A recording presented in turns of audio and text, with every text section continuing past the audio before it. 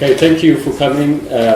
Welcome to this event on human rights in Argentina and Chile, then and now.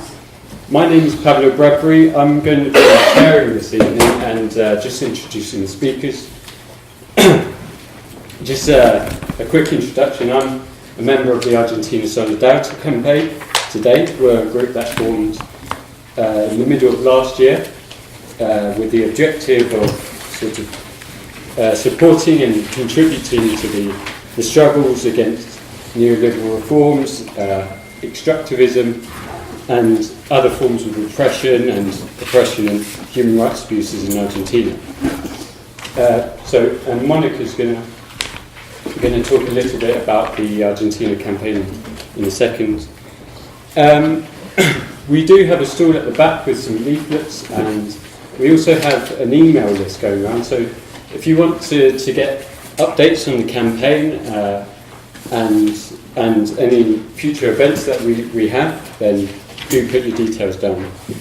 We're also open and inclusive, so if anyone wants to get involved, then please do come along. We're always looking for new ideas, fresh opinions, and anything else. I just wanted to make a quick note of the significance of this event and the timing of this event.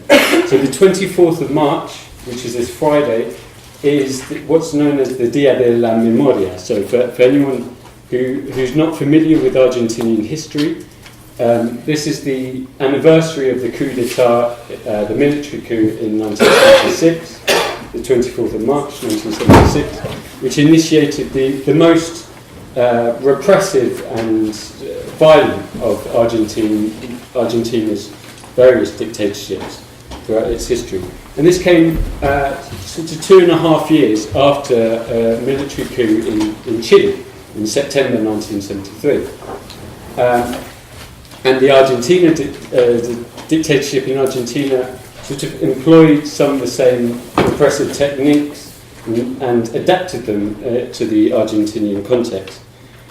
So just before I introduce the speakers, a couple of other things I should know.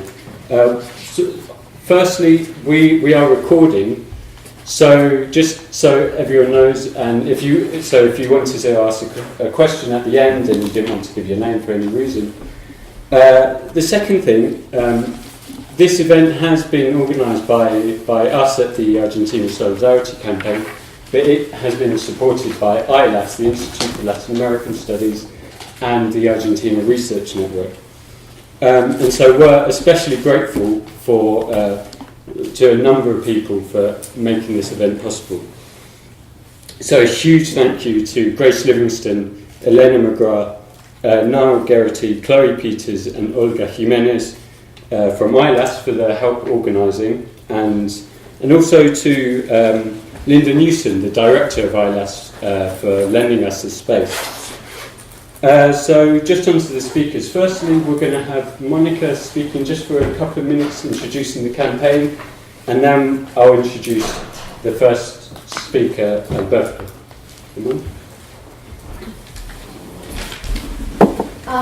Good evening, everyone. Thank you so much to be here.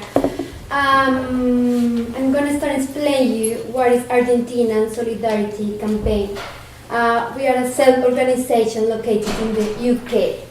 Our main objective is to fight and support the people from Argentina and Latin American countries who have been in the hands of the neoliberal and extractivist model with their excessive and unjust policies, as is the case with Argentina, in this case with Macri, Chile, Pinochet, Colombia, where I'm from, with Cesar Gaviria, Mexico, Venezuela, Costa Rica, and so on.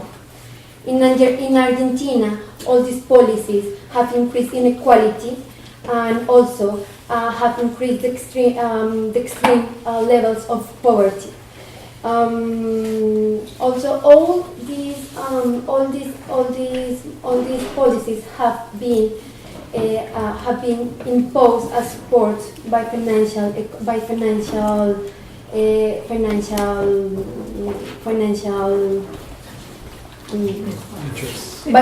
capital. Sorry. The current government too. Our second objective is to make visible the pain and the looting that countries from Latin American, Argentina, and global society have suffered because of neoliberal and their inhuman policies. Guys,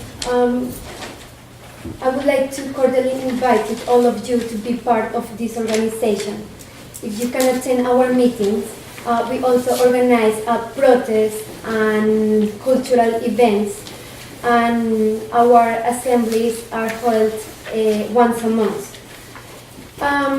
What else? To sum up, at the end in the back there are flyers and information about what I'm talking about. I'm gonna pass a sheet around, and I would like to everybody to sign it to get more information about us. Thank you. So our first of all, I just want to say that I'm honoured to be able to present 4 fantastic speakers who are going to be presenting some very interesting testimonies and analyses of human rights issues in Argentina in the 1970s and 80s and today. But I also think we're doing something quite interesting, which is to connect the struggles and the campaigns from the 1970s with those of today, and we'll see what the relevance of the struggles in the 1970s have today. So firstly, we have a very special speaker, Alberto Hinrichsen, who's a Chilean academic and an activist who was imprisoned under the military government in Argentina and who then sought exile in the UK. So Alberto will talk for about 30 minutes about his experiences. That's okay. So whenever you're ready. Thank you very much. But one thing is that it's going to be a struggle to really say what I was asked to say in that, even in that time. But I'm also aware that all this event cannot be so long. So I will have to rush over things, which is not going to be easy at all. But I'll try. Right?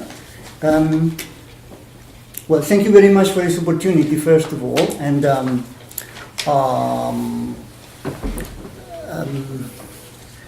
it is it constitutes a huge emotional effort to recap on 40 years and 3 countries and many situations which have been very crucial in my life. But it's very worthwhile. So even if I have to cut short my talk today and turn it into a mockery of what I would have liked it to be, I'm very grateful for the opportunity to have to make me do this, right? And at the same time, of course, things will be flying around. I will be throwing characterizations and judgment that I won't justify and may sound and may be completely outrageous. So please feel free to disagree and to ask questions about that. Okay, so I will try and start. Sorry, to go into probably that one. That one. Okay. Well, in an ideal world, I tried and start where you see I am starting there, the 5th of September, 1970. That was the day after the triumph of Salvador Allende in the elections in Chile. The elections which marked the beginning of the famous popular unity period of 3 years between the end of 1970 and the 11th of September 1973, when the famous coup by Pinochet took place. So, well, that day Rui Mauro, a friend of us from Brazil, came to visit us, and it was a very strange situation. We were at the same time very happy, celebrating, but we were celebrating something in which we had not taken a central role. As I said, our attitude to Allende's strategy and style was very critical and distant.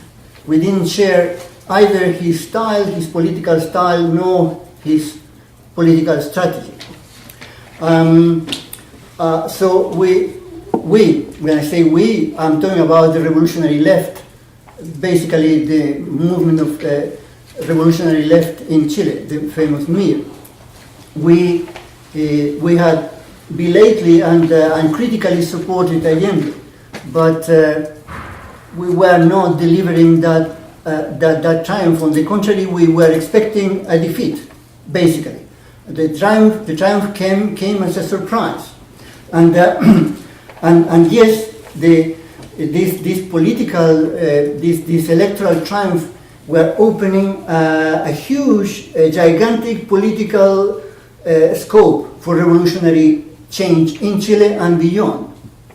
We had a clear sense of that, but it was coming as a surprise to us.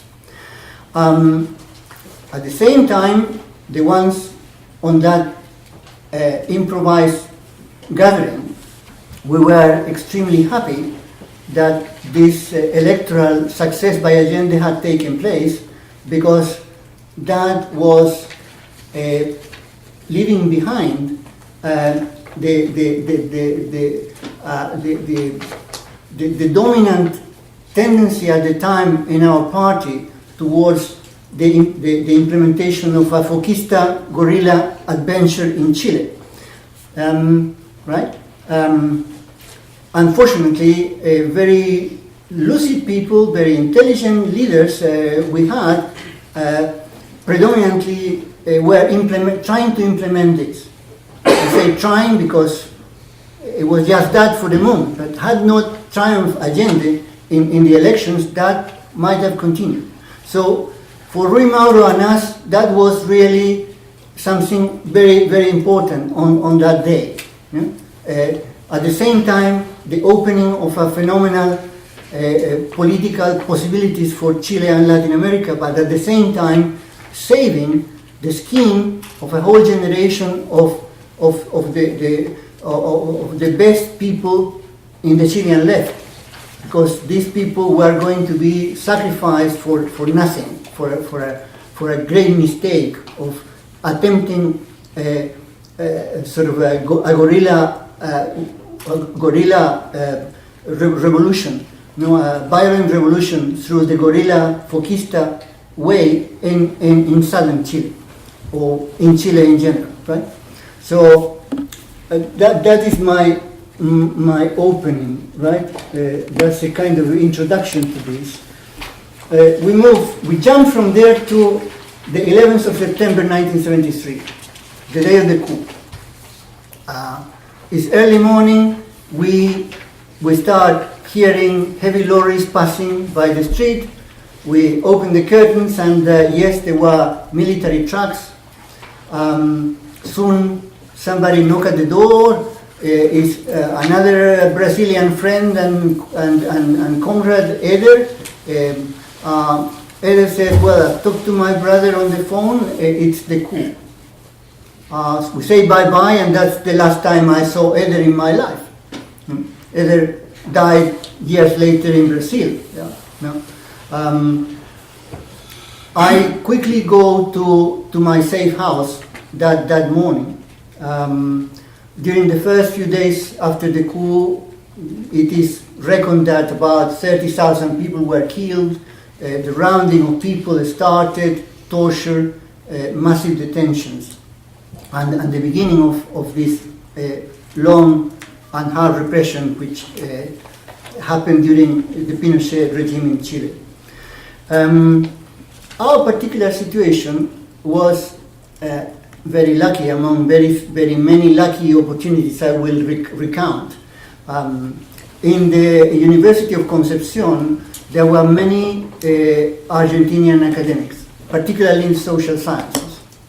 And in Argentina at the time, there was a Peronist regime, which, although the peak of the left in the Peronist regime had already passed with Cámpora, this regime, by this second Argentinian Peronist president, was still permeable to pressures, and therefore it was possible for a group of Argentinian politicians and academics to put pressure on the lieutenant general in charge of our region, for allow for all these Argentinian academics to be sent to Argentina by bus. A very unique situation. Everybody else had to go to embassies or fly through Santiago. This was an exceptional situation. So we ended up in Argentina very quickly. And I say we, because me, being Chilean, was included in this group, because I was married to an Argentinian academic. And unfortunately, my party was also authorized my exit, because I was more dangerous in Chile than outside. I knew too many people in the area, and I didn't have the training required to tackle the stage which was starting. I didn't have military training or conspiratory training. I was more a negative factor than a positive one at that time. So we were in Argentina 2 or 3 weeks after the coup. Right? Next moment I want to point out, is Argentina, late 1973, a few months later. I'm offered a position in the Free University of Berlin, but I declined that, and I decided to stay in Argentina to try and do something for the situation in the region, particularly to help the Chilean situation. But soon after, I mean, the dirty words start to gather pace, right? The 3As, the Argentinian anti-communist alliance, started to operate the covered repression, right? The situation becomes worse after the death of Perón and under the regime of Isabelita, his wife, and his wife and Lopez Rega, the third man in this trio, right? Well, so the situation was really terrible. Every day you open the papers in Buenos Aires, particularly the Opinión, the paper owned by Jacobo Timerman, who also was repressed soon after. And the news were terrible. About between 3 and 15 bodies were found practically every day in the surrounding areas of Buenos Aires or other large cities. At the same time, the intellectuals, politicians, artists were violently sort of repressed in daylight. People were dragged out of their flats, their houses, and killed or abducted. Right. So the situation was very, very terrible. And I'm mentioning there that this motto by Perón, he used to say, go from your home to your workplace, and from there back to your home. But that didn't work at all during this period. You could avoid the center of Buenos Aires, you could do exactly like that and still be taken, be disappeared, be killed. And we come down then to the moment of the coup. And as somebody was saying, the 24th of March 76.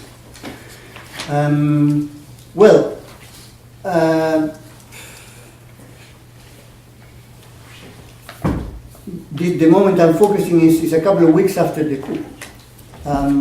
initially we thought, well, it's another coup in Argentina. In Argentina there are coups averagely every 2 or 3 years, so this was going to be another one, and nothing much was going to change. We were completely wrong, and if we thought that the repression had got to their peak before, that was wrong. The repression was just starting to gather pace, just starting to warm up before. In our particular situation, we immediately, at that stage, 10 days before, we got to know that some of the other academics who have come in the same bus with us had disappeared. So I said to myself, well, it's time to plan a safe exit from Argentina.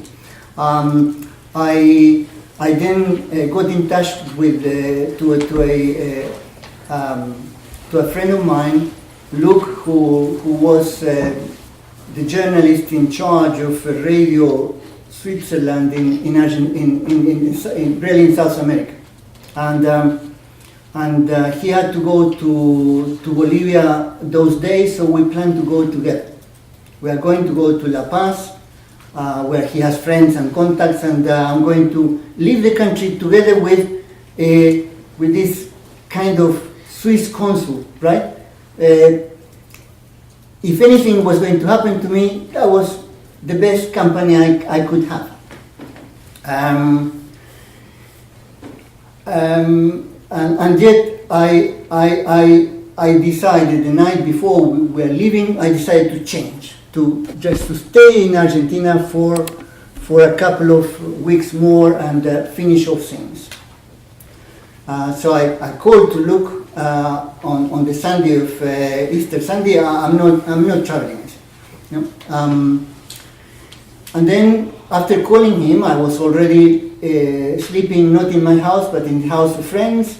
I go to the street. I leave the blocks of flats, and as soon as I start going to the metro, to the underground. I see that I'm being followed. I didn't have the opportunity to think, are they following me in order to make me come back to where I was, or are they following me in order to catch me? I didn't have great experience in this business. I just rushed to the underground and pick it up, and these people were fairly close, same courage and so on. I decided to come off the underground station before Luke's flat. I get off there, I take a taxi, which takes me to the point where the flat of my friend was. I get up take the lift, and I knock at the door, and well, as I said there, four guns point to me. They open the door, and there are 4 guns pointing right in. Pull inside immediately. I'm being pulled inside in time to see my friend Luke, my Swiss consul, sort of being harassed himself, being tied up and start to be gagged. And we soon, in the next couple of minutes, we are blindfolded and taken to the floor of cars and taken away. The trip in the cars was very short, so immediately we thought, well, we must be in Coordinación Federal, which was the nerve center of the repression at the time in Argentina, in central Buenos Aires. And then, well, just there, we are there, blindfolded. I start to think, well, let's hope that they are not going to extend the perimeter of their operation. That they are going, this is it. They're not going to go to my friend's house where I was sleeping the previous night. They're not going to go and get my wife and my little daughter, right? After a while, they come and somebody come and have a tactile kind of examination of my hands. Very calm and very just examining my hands. Well, 3 years after this, we were already in Great Britain. We were living in a kind of basic cottage in the periphery of London, where there was a very rudimentary fire for the boiler, which I had to handle with a makeshift metal tool. In doing that, soon I developed hardness in my fingers. 3 years later, 1979. Fortunately, in 1976 we were living in a modern flat in Buenos Aires, and that was the central heating was provided, and I didn't have to do this. I wasn't playing tennis. I wasn't doing hard gardening. So my hands were, well, like a nun, really, right? Yes. Yeah. And therefore, that probably at that point saved my life. Had they found harnesses in my fingers, that would have meant that I had military training, that I was using weapons, and I wouldn't be talking here with you. 40 years more. 40 years ago, I would have disappeared forever, which is what happened to several of the people included in this particular operation, right?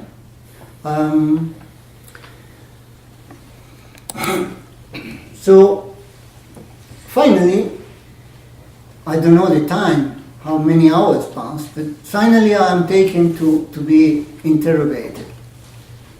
All this is blindfolded. And the question comes, well, as you read there, ¿dónde perdiste? And I didn't answer anything. I didn't want to accept these terms of engagement. I didn't want to accept this kind of discursive currency, as I said there, you know, implied in "donde perdiste," you know, like saying, well, we are in this underworld now, so come on. I had the arrogant temptation. I was thinking in my head, well, does this man know that I cannot lose? Of course, very naive. Of course, I could lose. Luckily, I didn't say any of that. Finally, he rephrased and said, why did you go to look flat? Fortunately, I had talked to Luke before. They had the recording, and I could restate that I was going there in order to collect my passport, because Luke had my passport in order to draw the tickets for the travel that day. Did you know Miguel? Yes, I knew Miguel. Miguel studied in my same secondary school in Chile. He studied sociology while I was studying economics in the same university. Did you see him in Buenos Aires? Yes, I saw him in Buenos Aires, but Miguel left months ago. Did you know Edgardo? No, I didn't know Edgardo. Edgardo, as far as I know, studied in Santiago, so I didn't know him.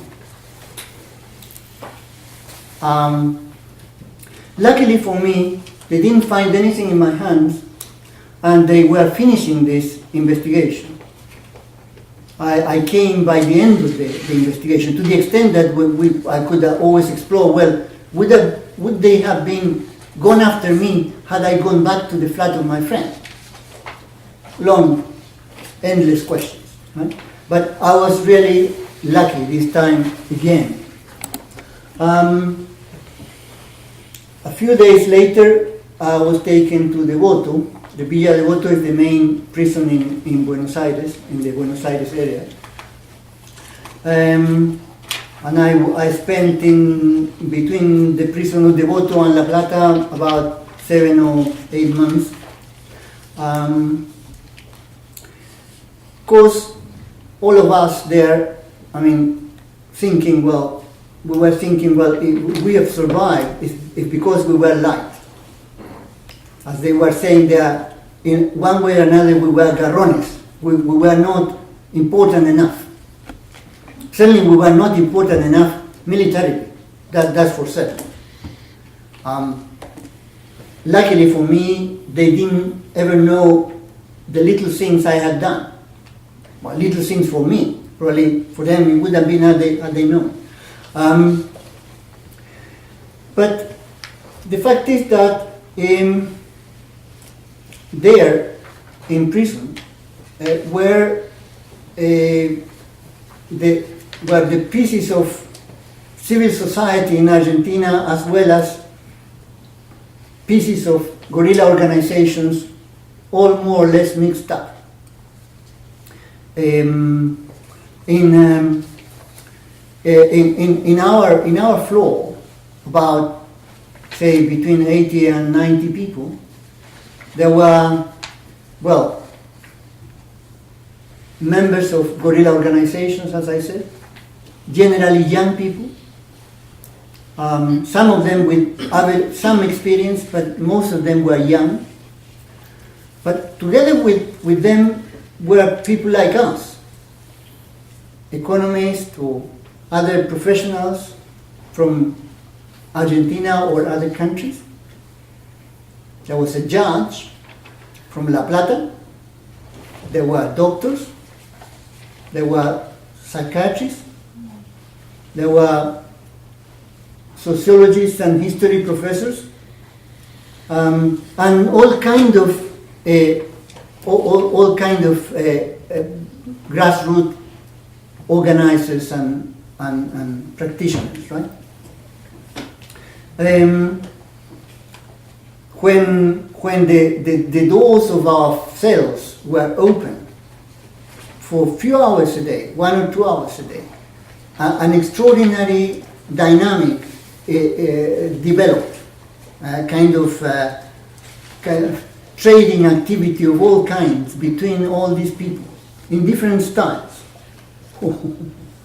I'm being told that I have 5 minutes. Okay.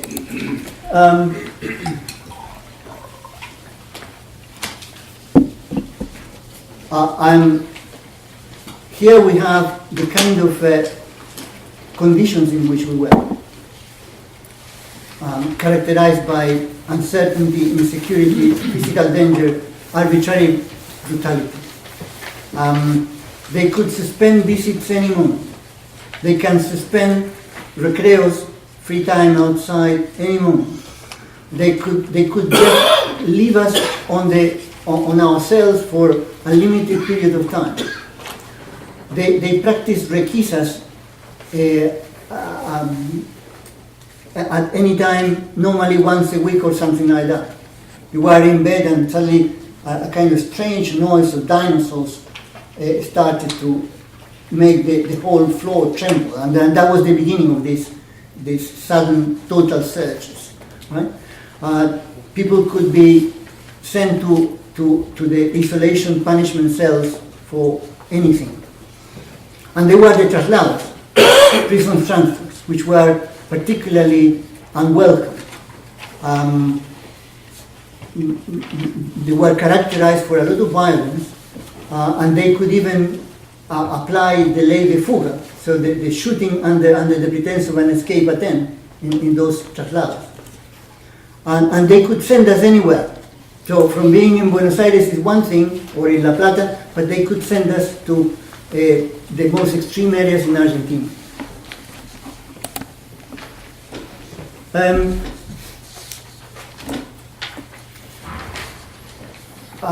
Well, to summarize the situation in prison, it was a very, very extraordinary experience. It was at the same time surreal and cathartic. At the same time,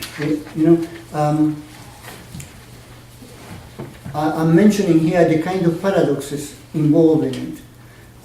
The first paradox is that we had access inside the prison to a society which we couldn't have possibly had access outside. We couldn't have met the people we met inside the prison outside. It was practically impossible and extremely dangerous. Second paradox, associated with that is that this situation of access to internal access to the Argentina and to Latin America was provided by the repressive machine. They somehow been generating this to us. And the third paradox is that we were deprived of freedom, and yet we were freer somehow than the external society, which was totally gagged and lacking freedom. Even in a way, we were in a way really and potentially had a kind of freedom that even the repressive forces didn't have. Finally, I left Argentina with the right of opción. Opción was a constitutional right in the Argentinian constitution that if you are imprisoned without a condena, without a judgment against you, or without a trial, then you can opt to go to live outside the country. I was perhaps one of the first to enjoy this derecho de opción because of the listed privilege there, right? Chilean, previously working in an elite think tank, paid by an American foundation, with professional friends prepared to help me, with visa and job offer in Europe, and with a wife who was moving like mad inside the country and towards the outside as well. I was very lucky to come to be able to come to this country at a time when the UK had a very favorable situation. There were even in the cabinet there were people really very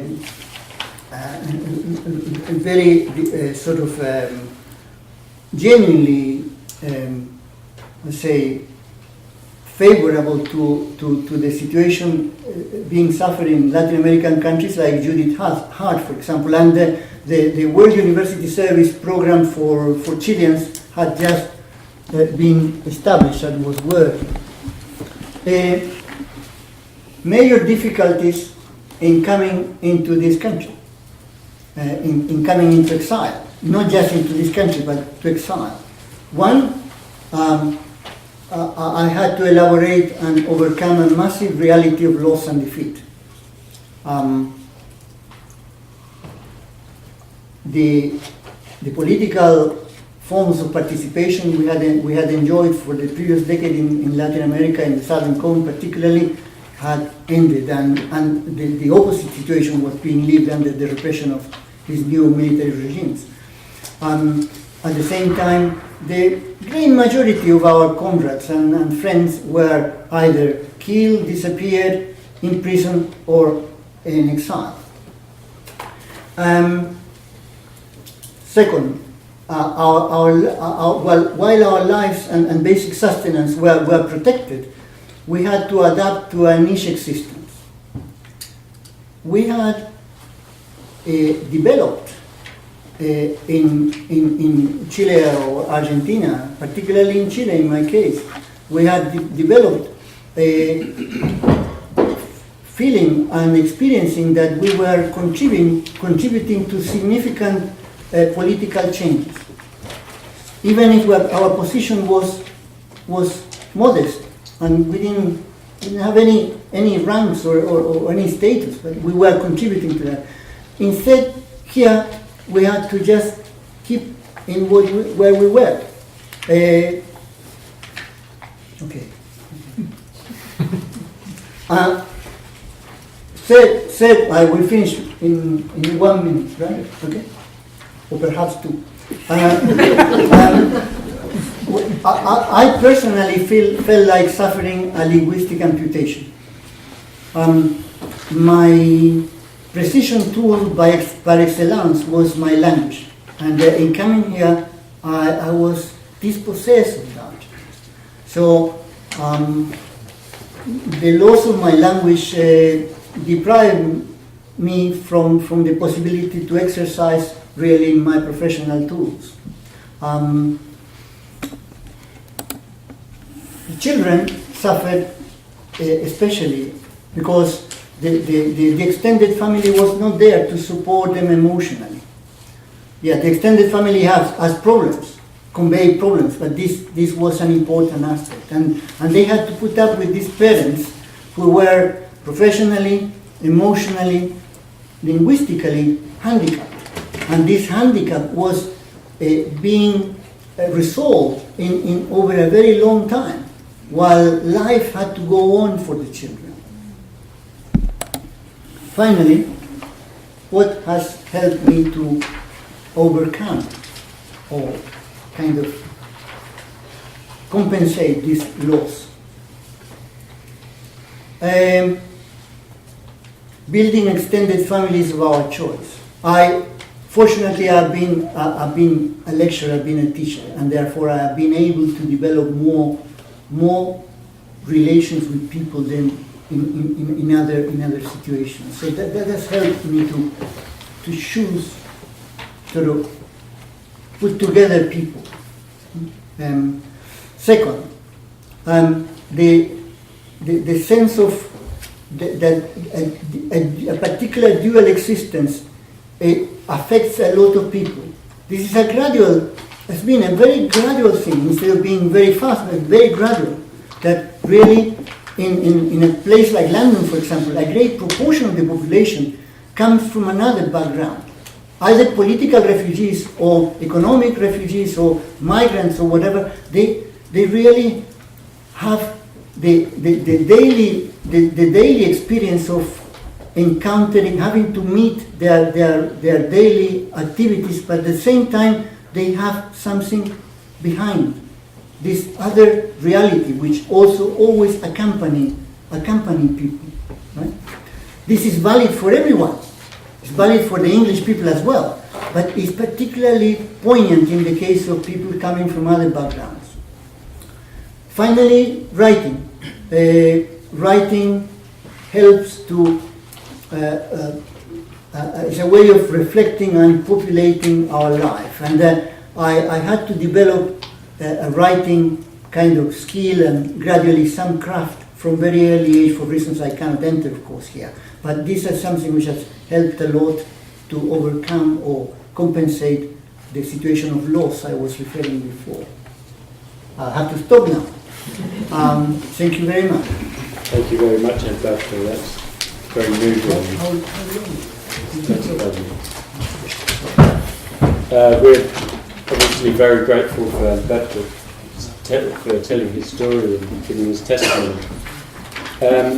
So we'll move swiftly on to the next speaker, which is going to be Nick Caistor. Nick Caistor is a translator. He's translated a number of books from Spanish into English and Portuguese into English. And he's a journalist who's covered Latin America extensively, and he will be talking a little bit about his activities and his participation in the Solidarity movements in the 1970s. So, please. If you don't mind, I'll stand. I've been sitting all afternoon on various things. I hope not to be very long, because I have to catch a train at 10 to 8, apart from anything else. I just wanted to do three things. To pick up a bit on what Alberto was saying, what was going on in Britain long before most of you were born, I think in the 70s. Secondly, my own involvement in human rights and in Argentina.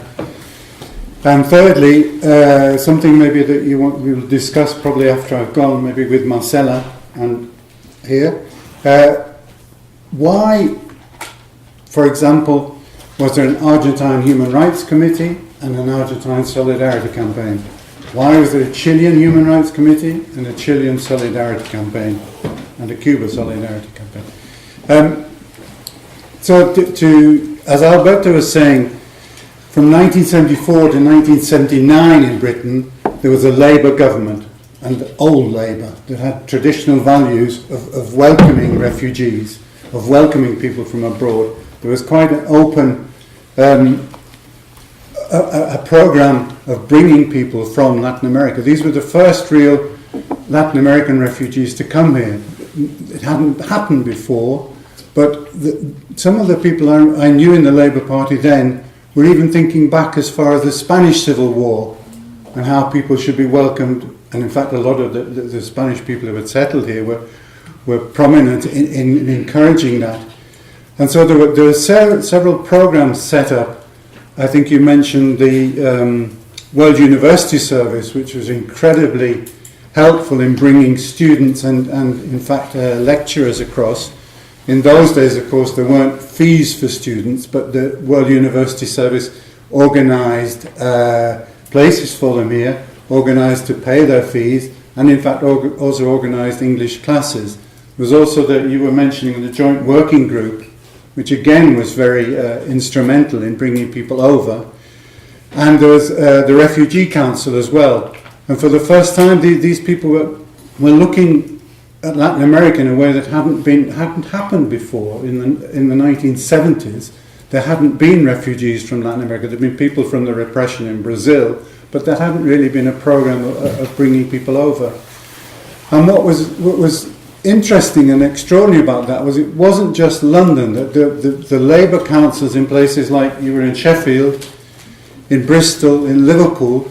Again, these old Labour people with memories and memories of the Second World War and earlier, welcoming people, trying to get them settled, trying to bring them here and to have a new life here. I think to some extent it helped that a lot of people were professionals, were students, were middle class, were educated. At that time, their qualifications were recognised in the United Kingdom, so they could work in the NHS, they could be university lecturers, they could be students, and so there was a sense of welcoming, which of course ended by 1979 when Mrs. Thatcher got in, and that was the end of that, unfortunately. But my memory might not be completely correct, so if I'm talking nonsense, do interrupt me. But that's the impression I had. My personal story in this was that at that time I was living in France, in fact, with an Argentine girlfriend, and went out to Argentina in July 1975, thinking, oh, this is just like France 68, oh, there's all these things going on in the streets in Argentina. I was very naive at the time. It's going to be great, there's going to be all these protests and demonstrations and, it's going to be exciting. Wasn't quite like that.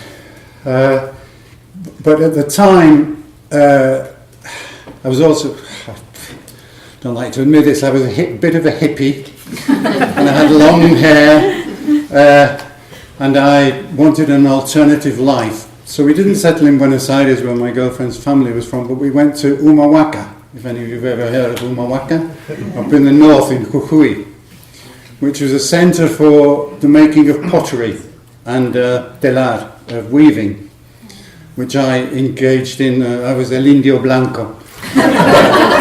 So I would make pottery and sell it at the railway station and things like that. I blush.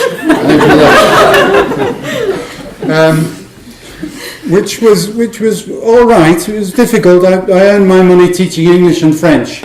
There was a Escuela Normal in Humahuaca in those days, so we'd had some students from there. And so on the 24th of March 1976, I was in Humahuaca when the coup happened. There wasn't that much of a reaction in Humahuaca itself. It's a very small town right up in the Andes in the north.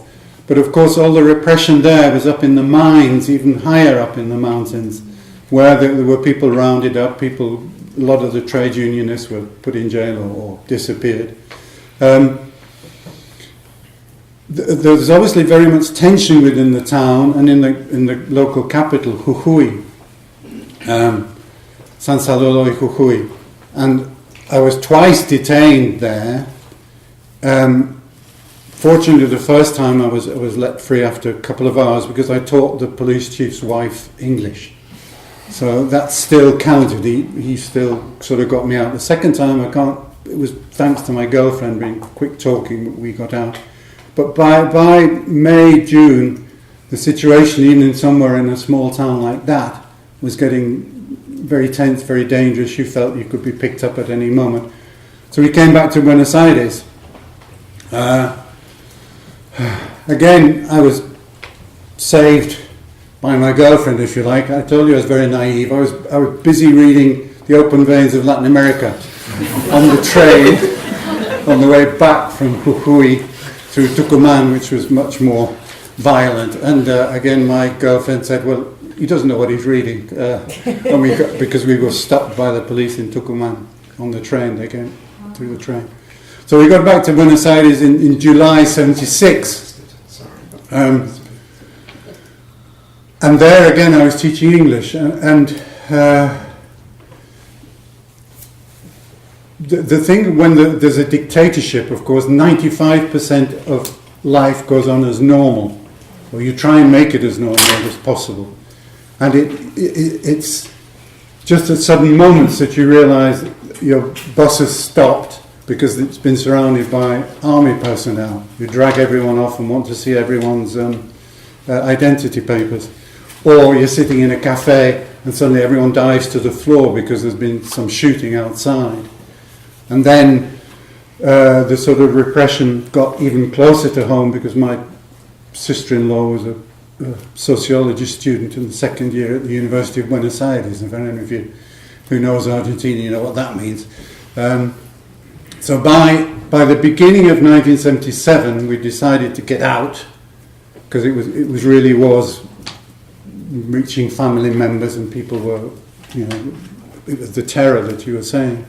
So when I came back to Britain and coming to London, I first volunteered for Amnesty International, and then I was taken on as a researcher for Argentina and for Mexico, in fact. So we're in late 77 by now. And again, Amnesty International, the 1970s was a huge growth time for human rights organizations. Before, I think Amnesty was set up in the mid-1960s, amongst other things, to investigate cases against indigenous groups in Paraguay and things like that.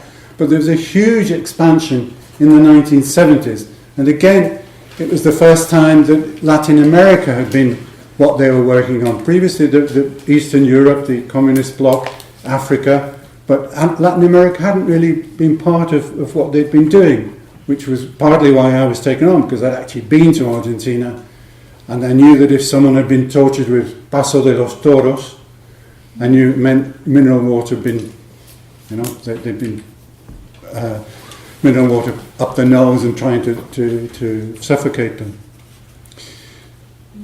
So Amnesty International was, in those days, was growing immensely all the time, and it had a policy, a very clear mandate then.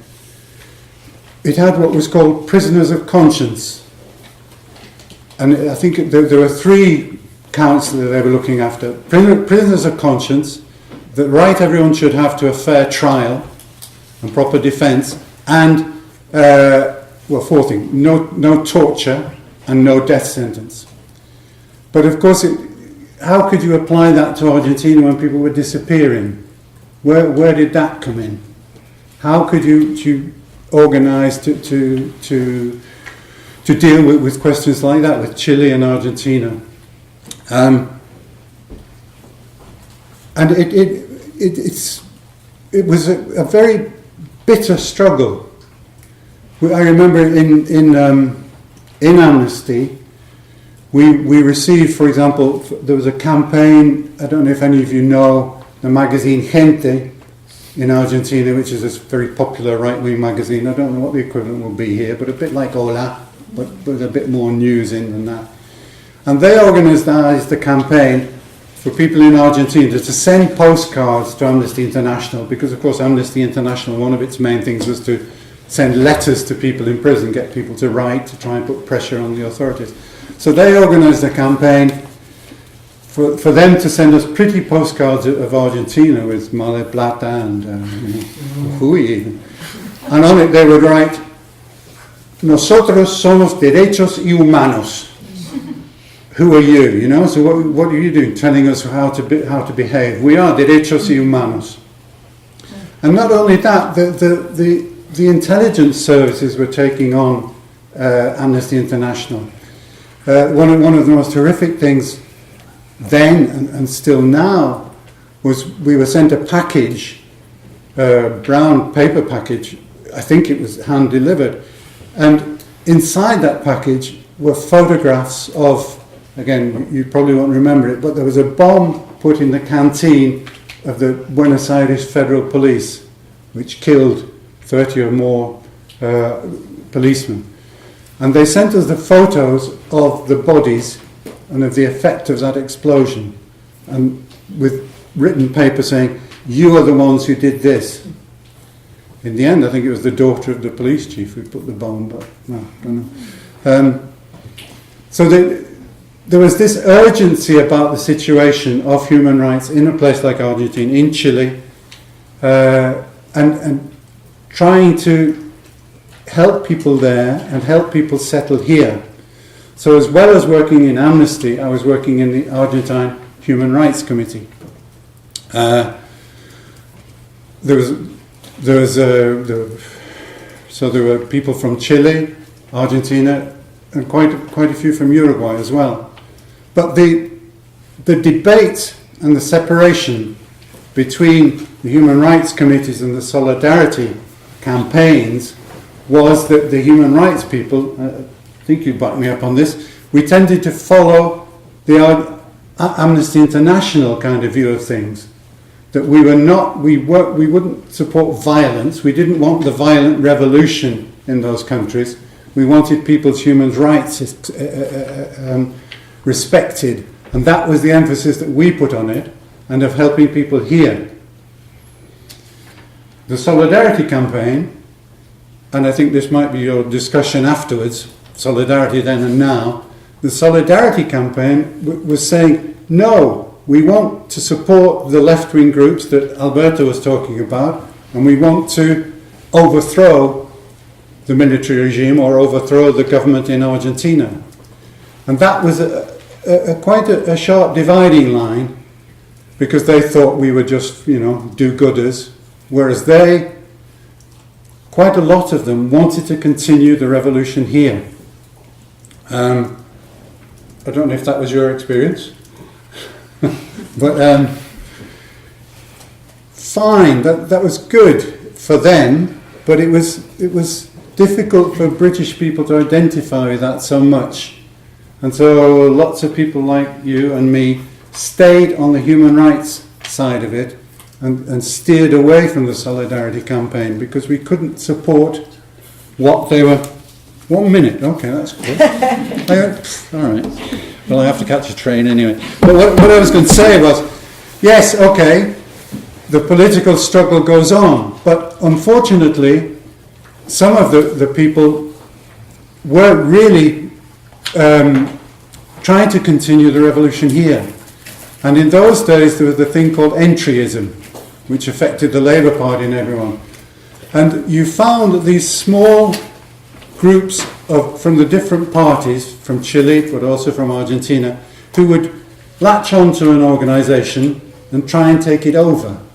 This happened in several things that I worked with. There's a thing called Latin American newsletters, where the MIR and other Chilean groups got in and said, right, we're going to take this over and we're going to make it the vanguard of the revolution. It happened, for example, in 78, 79, we set up in a church hall in Hoxton, we set up a Casa Latinoamericana with mostly British people, but also refugees from Chile and from Argentina and from Uruguay. But again, the people from the political parties who come here and want to continue the struggle said, we don't want handouts from the British, we don't want these do-gooders in charge, we'll take it over and we'll run it.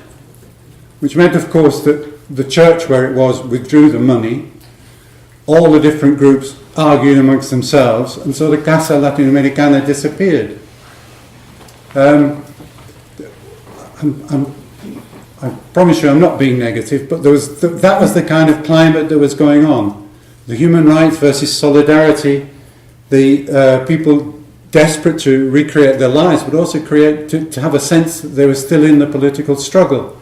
I vividly remember one couple, for example, who lived up in, who had a small flat up in Hampstead, but who worked in a restaurant there, washing dishes and things, who read Marx every morning until 10 in the morning, and that couple were the ones who joined the group that killed Somoza, what's Somoza? Or Stroessner? Somoza, the dictator of Nicaragua, but he was in Paraguay at the time, I think. And they were the ones who went from here and took part in that armed action in Latin America, and were later killed in the Contra War in Nicaragua. So those people were here trying to continue the revolution, and that, I think, was a debate between human rights, solidarity, political struggle, supporting people, that I think is still hasn't been resolved. Thank you very much. Sorry to cut short such a fascinating story. So next we have Vicky Grandon, who was also active in the solidarity movements in the 1970s. She's also a trade unionist and currently is also a member of the Argentina Solidarity Campaign. And she's going to talk also a little bit about her experiences and her participation in the efforts to get refugees over here and pressure the Argentine government. So, are you ready? Thank you very much. Listening to Nick's talk, some of us will be thinking in another language, which is plus ça change, plus la même chose, because the themes are so familiar. I'm not going to give a rational, intellectual, coherent talk. I'm just going to wander a little bit through some of the episodes that Nick came at from a different perspective, although we hadn't met, although we were involved in similar processes. I was living in Glasgow, and I was occasionally volunteering with the Joint Working Group for Refugees from Latin America, no acronym there, really long name, who ran the hostel in Notting Hill Gate that was supposed to house 27 people and housed 108 and was literally bursting at the seams. So I would come down from Glasgow for just a week or so at a time, up to a month at a time. And in one of those sojourns, when I came down to help out at the hostel, this was all unpaid. There were masses of us who did lots and lots of unpaid things in those days, and somebody would put us up on their floor. We would manage somehow to cobble together things. In one of those, I met someone named Richard Wright, who was with the Oxford University Press and living in Oxford, and he'd been in Argentina, and I don't remember, I don't even remember what it is that I don't remember anymore. I'm at that age, but I'm just giving you a couple of glimpses. And he had married an Argentine woman, Cristina, and they'd been in Argentina, and they'd been arrested and harassed and hassled, and he'd come back to the UK. There'd been a little bit of newspaper coverage, a little bit of attention, and as I say, I'm so sorry, I just remember we were on a train journey together, and somehow he persuaded me to volunteer with his project, the Campaign for Human Rights in Argentina, who had a room in the Latin American Bureau building that also housed the Catholic Institute of International Relations, and we were next door to the bigger office and the bigger buzz of activity, the Committee for Human Rights in Chile. And at one point there was something that was quite cataclysmic that happened, which is that William Beausire, who was an Anglo-Chilean, was disappeared from the Buenos Aires airport as he was leaving to come to exile in the UK, where he already had some family members. So that was a moment where we tried to coordinate. It was very shocking because, as Nick touched on, the concept and horror of disappearance was only just starting to enter into the public consciousness and awareness. And there is something pretty unique about disappearances, the impact on families. And there is also something about both Chile and Argentina in terms of what happened to family members who had no idea, especially those without resources, who went up and down the country, going to every police station, every prison, every possible military installation, suffering the most horrific abuse, being strip searched, being abused, being insulted, being sent away, being told, we don't know who you're talking about, never heard of this person, they were troublemakers, they probably ran away because they don't like you. And it was just absolutely nightmarish to hear about the families' experiences when their loved one vanished off the face of the earth. We also heard from people who had anticipated that they might be under scrutiny, and they had used a tactic where they went to every possible place in their location and registered for an appointment, a dentist appointment, a doctor's appointment, you name it, appointment, so that if they didn't turn up to those appointments, somebody might know.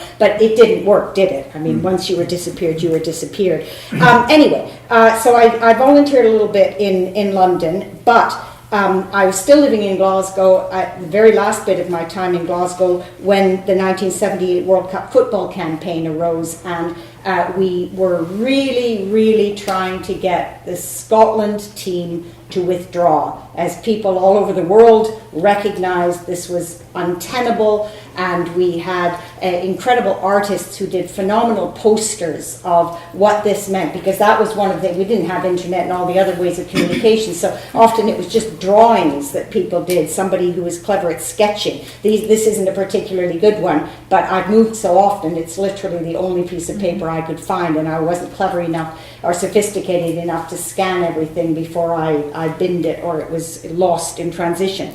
So the World Cup football campaign, which failed, but was great for consciousness raising and just for linking up people who had an awareness that it wasn't on, it just wasn't acceptable. I went up to talk in Glasgow and Edinburgh about that for Amnesty.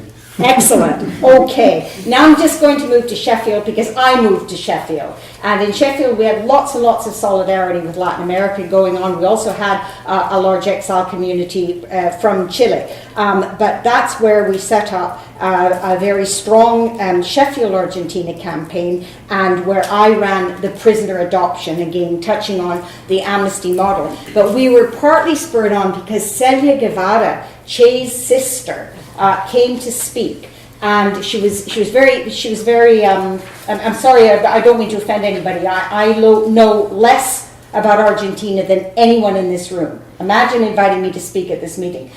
You're all experts. I'm not. The furthest depth of knowledge I have of Argentina is I've been in the Buenos Aires airport and transit somewhere else. I really know very little about. But Celia Guevara came to speak. It cost her a big effort. She wasn't an outgoing. She wasn't a public speaker. But their younger brother, Juan, I wrote his name down properly. Juan, except of course I can't read it. Juan Martín Guevara de la Serna had been disappeared. Now, as it happened, he ended up spending 8 or 9 years in prison in Argentina. But at that moment, he disappeared, and she came out of her exile in Spain, where she was keeping a very low profile for obvious reasons.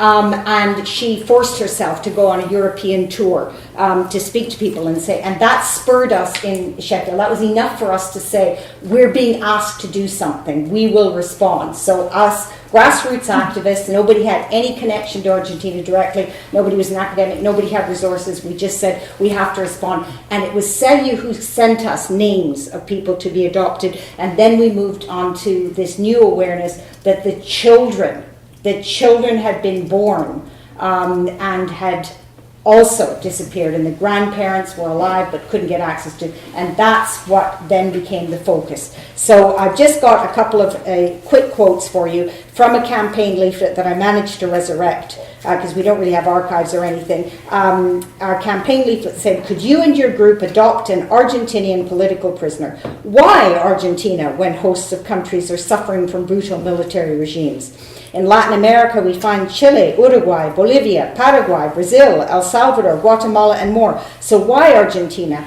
Because adopting does work. Groups in Sheffield have been extremely effective. Over the past 2 years, 8 prisoners have been released thanks to their efforts. Although the Argentine military government claims that it is combating terrorism, their main targets have been trade unionists, intellectuals, reporters, and teachers. The junta considers them, and this is a quote, ideologues of subversion.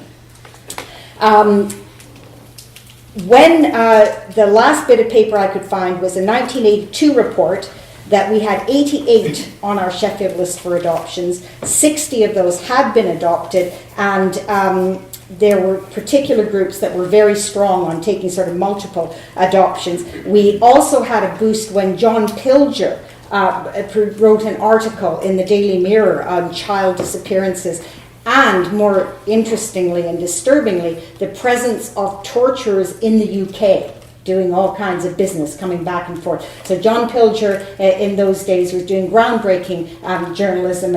Richard's nodding. So was Richard doing groundbreaking journalism. But I remember that John Pilger was one that moved hearts and minds just at a time when we were trying to win the public argument. There was one group in Rotherham, a women's group. They adopted more than 7 people just in that group. There's a teachers group that adopted people, individuals. We produced a guideline, I think it was about 28 pages of suggestions on how you could proceed and so on.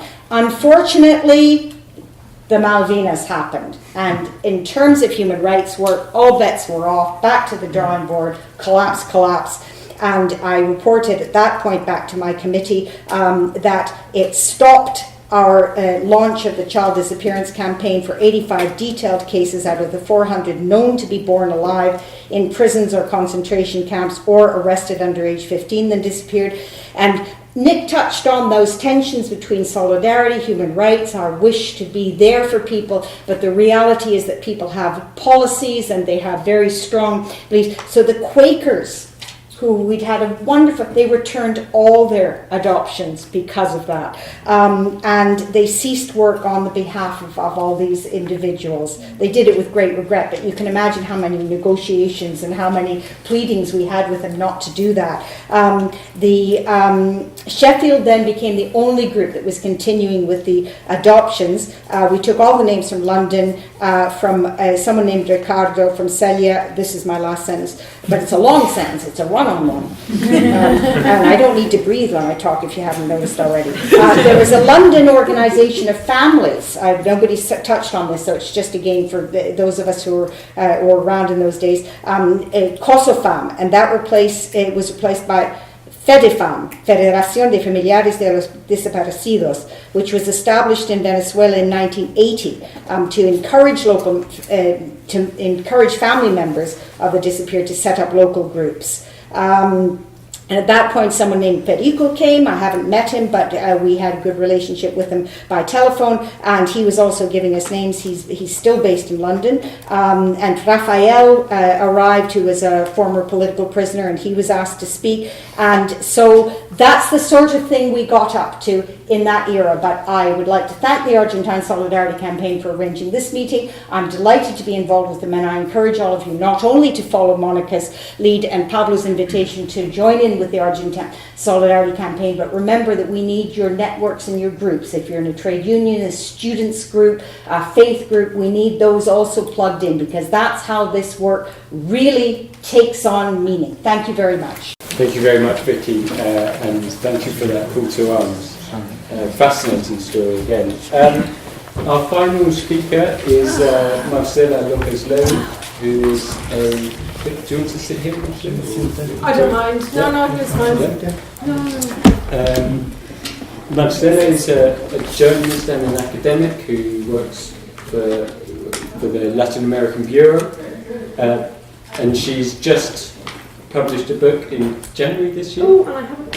My hand. Which we're going to plug. Argentina under the Kirchners, the legacy of left populism. That's right. So if you want to know what's been do buy the book. Yeah. It's in the back. So if you do want a copy, let me know later when I'm done. Gosh, it's very hard to follow on from those personal testimonies. Thank you. Thank you so much. Also because I'm Argentinian and I'm actually I'm very moved and a bit shaky really. My family left Argentina in '77, and we ended up in Spain, where, as far as I know, they weren't quite as organised in terms of solidarity as you've been describing here in England, and it makes me, just really emotional that I chose this country to come to. I came to Sheffield to study, and I really had this strong sense of political possibility. At the time, Spain was just coming out of its own dictatorship. It was just post-Franco. And for all of us South Americans in Barcelona, it was it's a fairly hostile environment.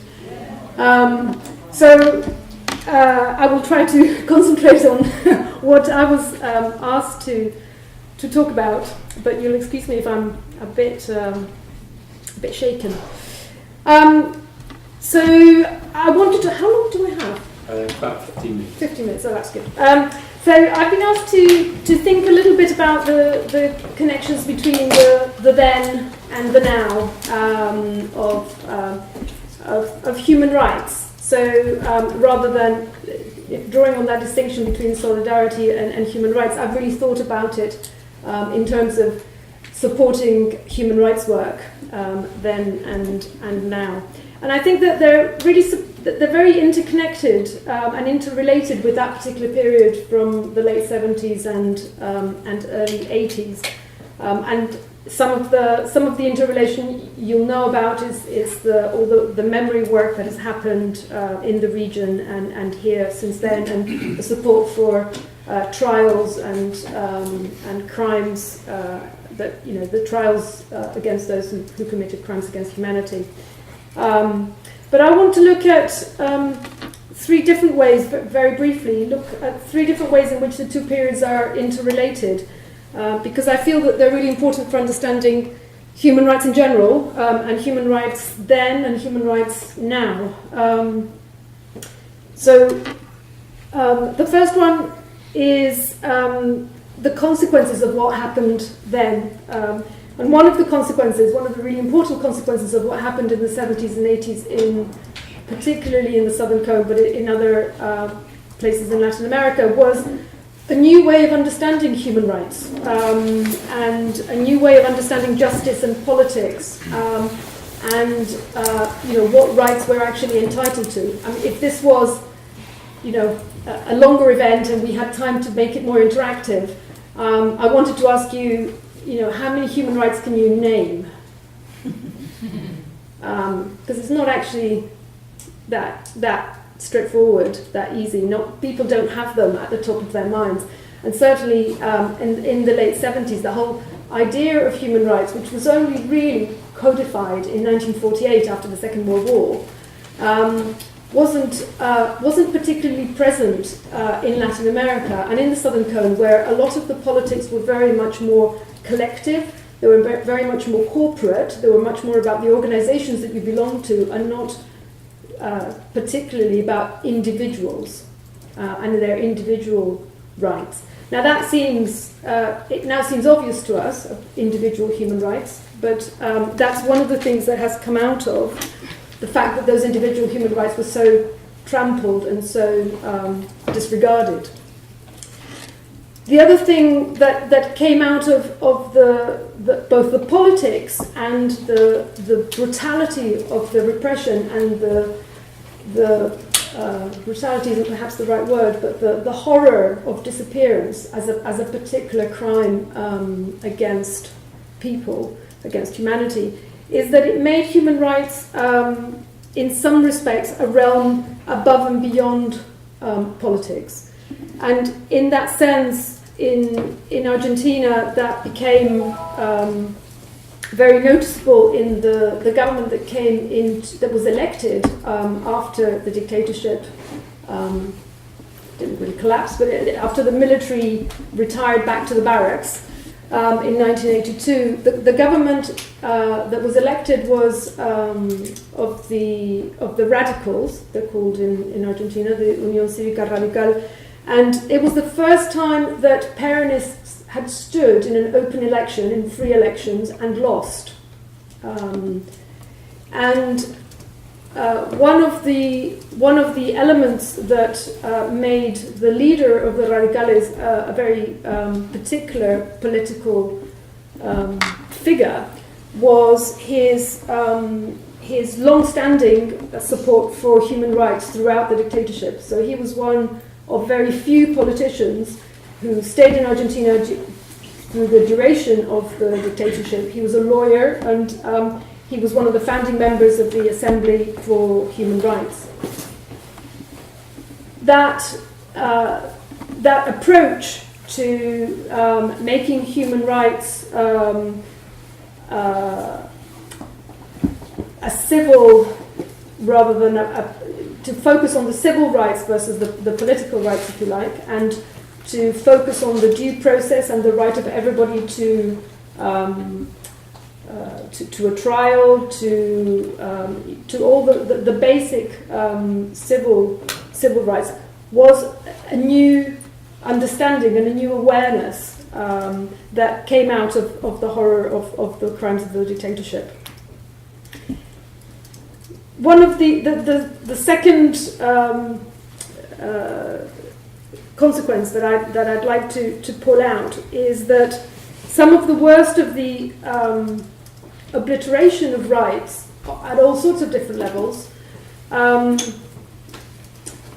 contributed to a very strong civil society, very strong social reaction, and created a lot of new organizations.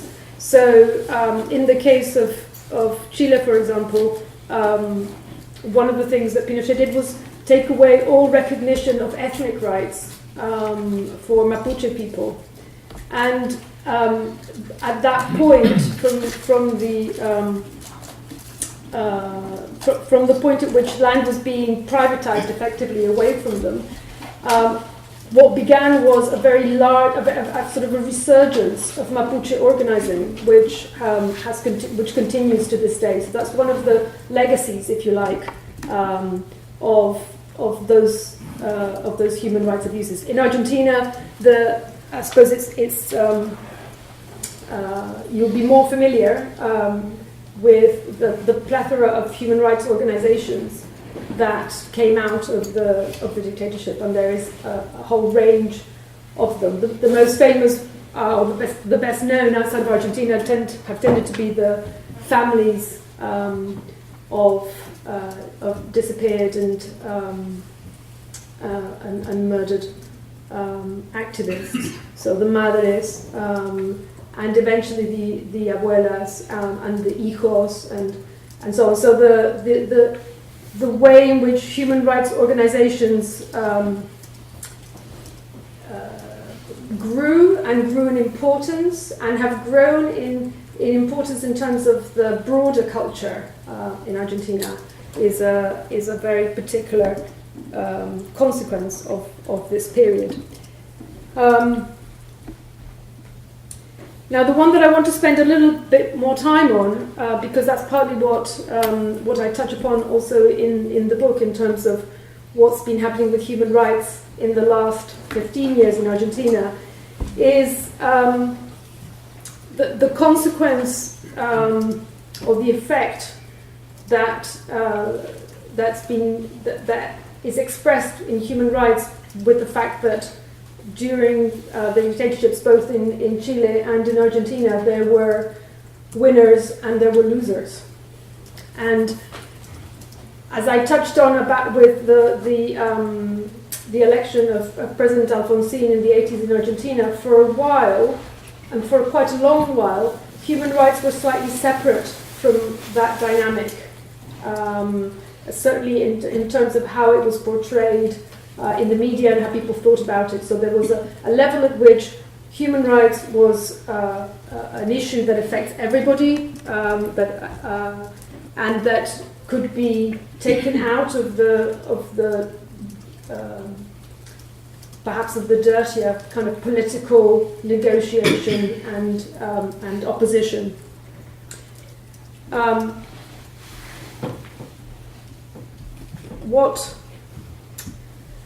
What happened in Argentina during the 70s, which we've heard about, much more directly that I'm going to be able to express. The people who were politically committed to social change and progressive social change lost, and didn't come back into political power in Argentina until Kirchner was elected in 2003. So he was part of the generation of left-wing Peronists, got 5 minutes, of left-wing Peronists who lost the political battle, if you like, of the 1970s. And even though I say that human rights was accepted as across the board, if you like, as a universal language that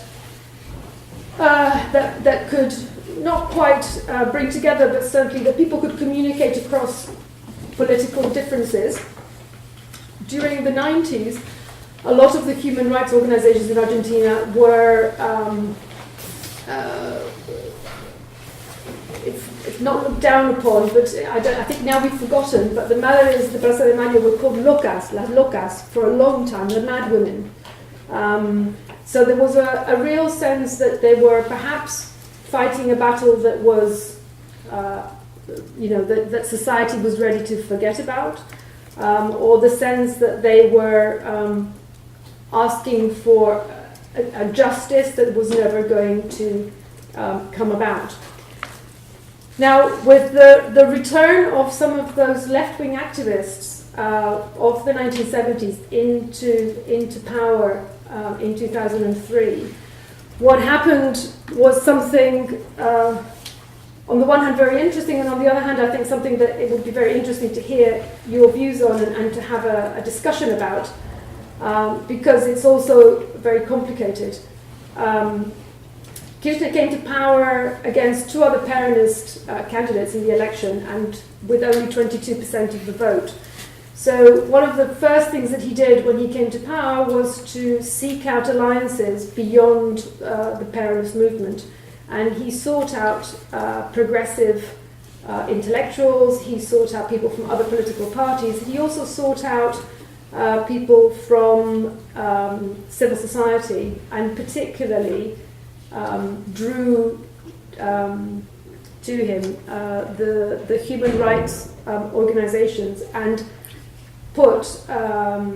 gave his support and his backing to human rights organizations and to some of the demands that they had for a very long time and had not had met.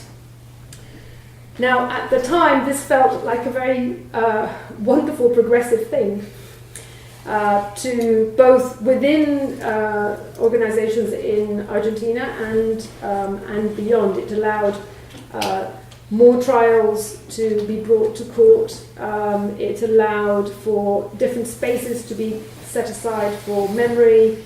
It enabled a lot of what felt like ways of dealing with a very traumatic past for society. However, as the Kirchner years extended, and some of their political strategy had to do with polarizing political support. So by the end of the Kirchner years, there was a very strong sense of you're with us or you're against us. So, and that has become a very large problem in Argentinian society, never mind politics. A very polarized, very, very difficult to bridge political differences. Human rights organizations were on the side of the government, were perceived to be supporting the government. Now that's actually plunged human rights right into the maelstrom of daily politics. And one of the things that became, I probably have 1 minute? 1 minute. just to give you a flavor of what that means. The day after Mauricio Macri was elected in November 2015, La Nación, which is the largest conservative daily, it's not the largest, I'm sorry, you're right. Clarín is the largest, but La Nación is the sort of the largest conservative daily. Had an editorial which, to be fair, they do pretty much every time a new president is elected, but an editorial saying enough of revenge. So this is the time to admit that actually we had a civil war in the 70s, and that there was as much violence from the other side as there was from the state. So there is a very entrenched understanding of the dictatorship amongst the right-wing establishment in Argentina that refuses to either admit to human rights in terms of crimes against humanity being different from a war, and also to make the terms of any kind of human rights defense work a politicized and very oppositional and very what's the word? Very aggressive, if you like, conflagration of different political interests. Unfortunately, up until now, that sort of editorial, which they had done pretty regularly, it has always aroused a strong reaction from most of civil society, saying that is not where human rights needs to be placed. That's not the understanding that of human rights worldwide, and it's not the understanding that most of society has in Argentina. However, the way that human rights became more politicized during the Kirchner years has made it increasingly difficult to maintain that space of defending everybody's basic civil rights.